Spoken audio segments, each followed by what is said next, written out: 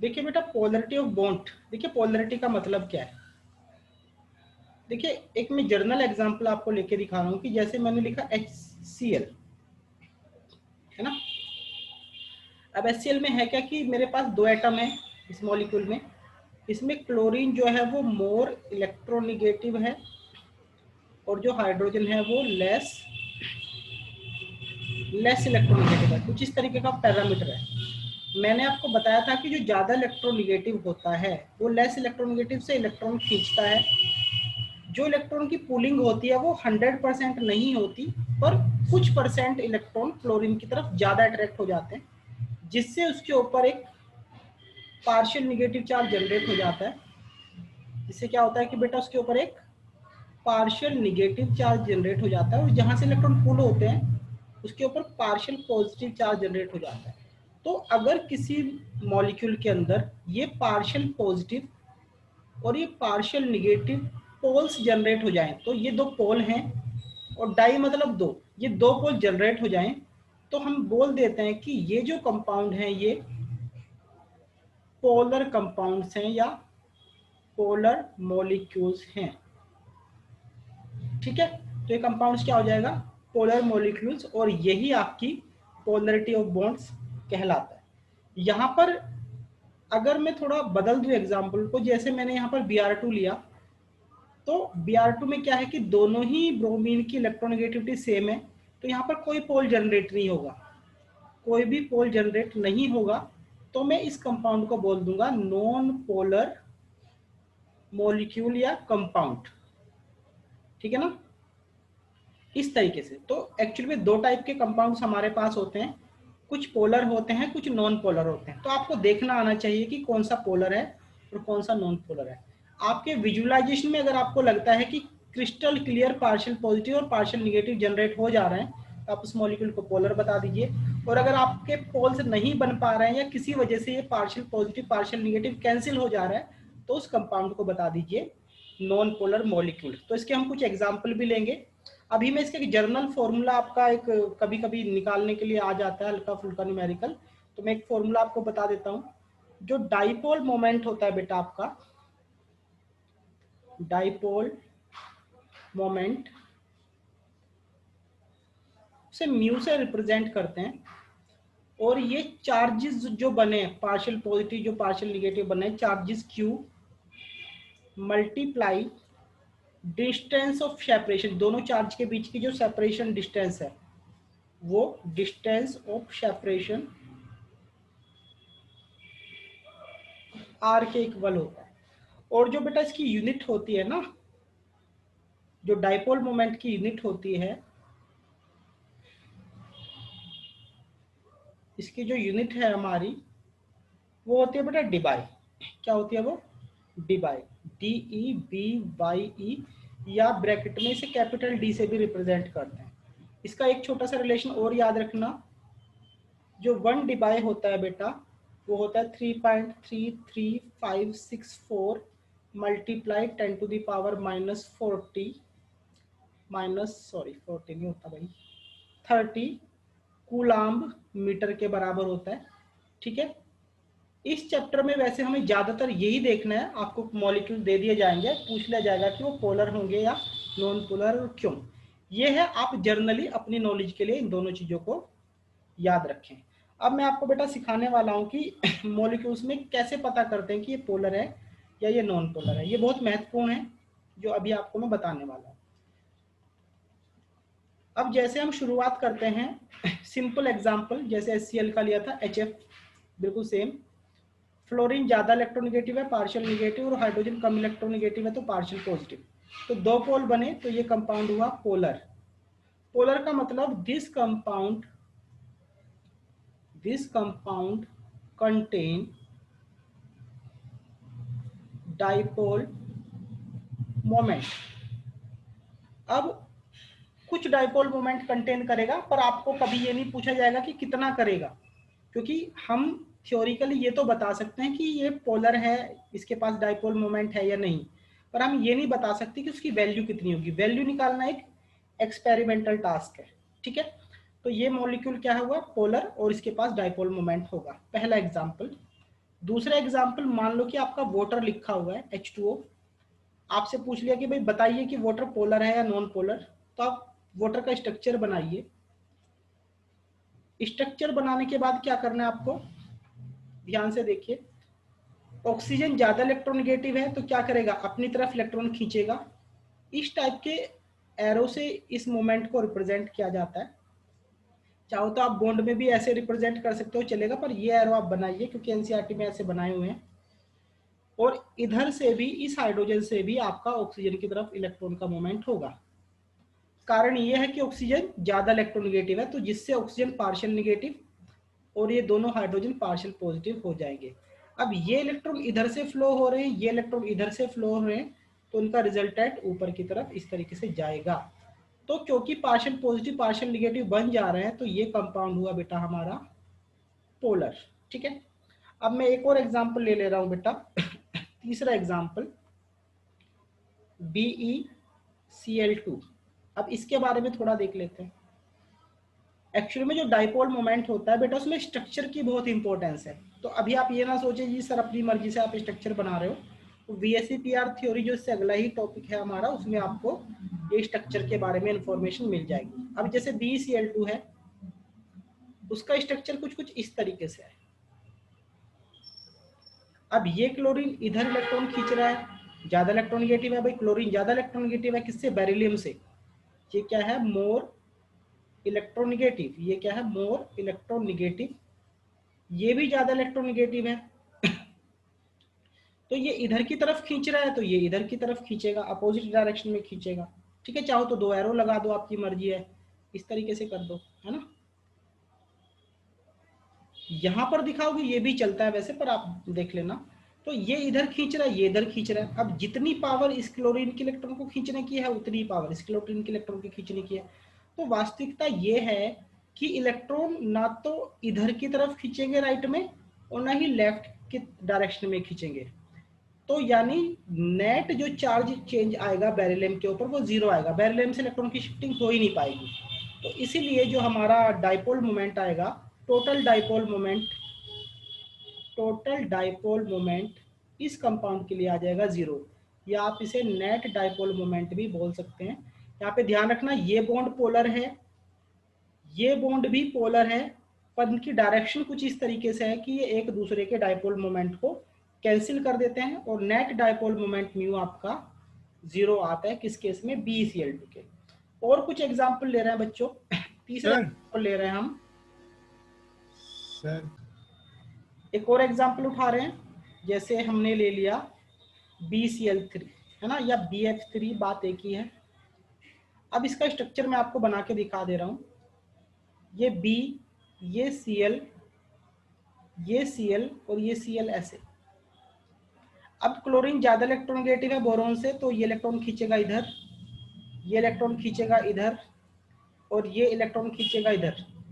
तो देखिए हो क्या रहा है एक्चुअली में, ये क्लोरीन इधर इलेक्ट्रॉन खींचना चाहती है, ये क्लोरीन इधर इलेक्ट्रॉन खींचना चाहती है, और ये क्लोरीन इधर इलेक्ट्रॉन खींचना चाहती है। ठीक है, तो देखो ये डायरेक्शन और इस डायरेक्शन में जो इलेक्ट्रॉन खींच रहे हैं, वेक्टर रूल के हिसाब से जो उनका रिजल्टेंट है वो 20 से जाएगा।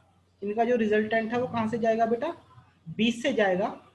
और उस रिजल्टेंट को कैंसिल करने वाला फैक्टर एकदम अपोजिट में है, BCl। तो इस रिजल्टेंट को, ये रिजल्टेंट है,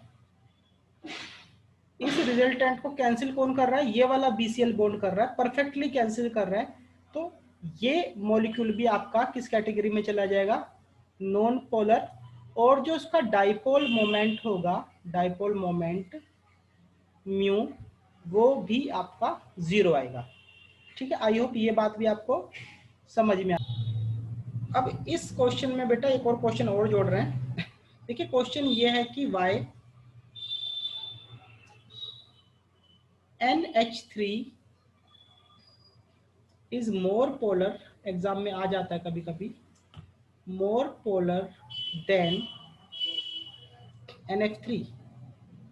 NH3 जो होता है वो ज्यादा पोलर होता है किससे, NF3 से। तो इसका स्ट्रक्चर मैं बना देता हूं, ट्राइगोनल पिरामिडल बनेगा इस तरीके से, अगली क्लास में कुछ मॉडल भी आपको दिखाऊंगा वीएसपीआर थ्योरी में, आपको फिर स्ट्रक्चर्स का आइडिया लग जाएगा। अभी तो आप मेरा बात मान लो कि ट्राइगोनल पिरामिडल है। ऐसे ही NF3 का स्ट्रक्चर है, एक ये रहा फ्लोरीन, एक ये रहा फ्लोरीन और एक ये फ्लोरीन, इस तरीके से। ये ऊपर लोन पेयर है इसके। अब इसका जो डाइपोल मोमेंट है वो दे रखा है आपकी बुक में, अगर आप ध्यान से देखोगे 4.90 10⁻³ कूलाम्ब मीटर। और जो दूसरे वाला दे रखा है, इसका जो डाइपोल मोमेंट दे रखा है वो दे रखा है 0.80 × 10⁻³ कूलाम्ब मीटर। तो ऑब्वियस सी बात है, दिख भी रहा होगा ये वैल्यू लेस है और ये वैल्यू मोर है। तो यही क्वेश्चन में पूछा गया कि ऐसा हुआ क्यों।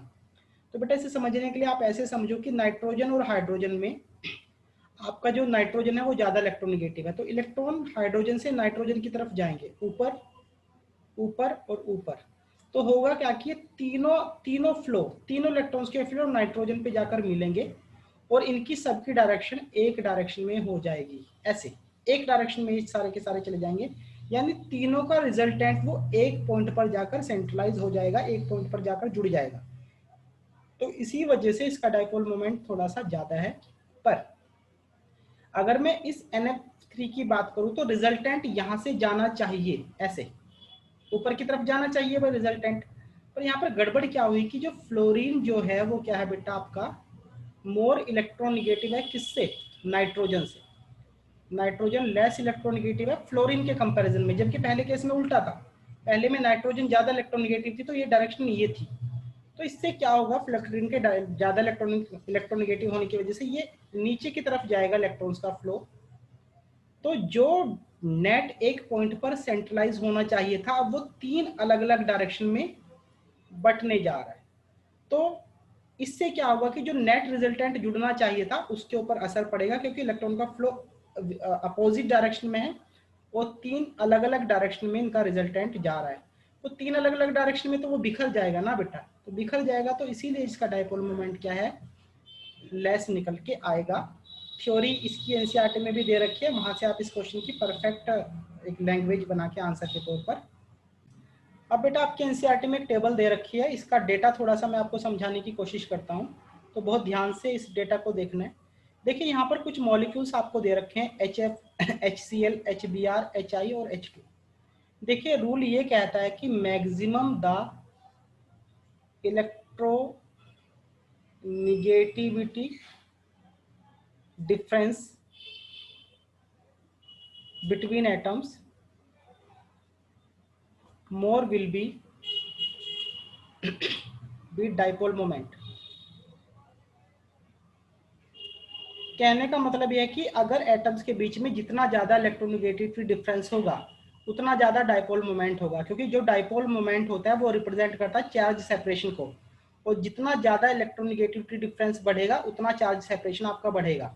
फॉर एग्जाम्पल अगर मैं HF और HCl की यहाँ पर कंपैरिजन करूँ तो हाइड्रोजन का तो कोई इशू नहीं है, हाइड्रोजन की तो इलेक्ट्रोनिगेटिविटी बराबर है, पर यहाँ पर फ्लोरीन ज्यादा इलेक्ट्रोनिगेटिव है और फ्लोरीन के कंपैरिजन में थोड़ा सा कम इलेक्ट्रोनिगेटिव है। वो बात अलग है कि क्लोरीन हाइड्रोजन से ज्यादा इलेक्ट्रोनिगेटिव है, तो फ्लोरीन ज्यादा इलेक्ट्रॉन खींचेगा हाइड्रोजन से और क्लोरीन कंपैरेटिवली लेस इलेक्ट्रॉन खींचेगा।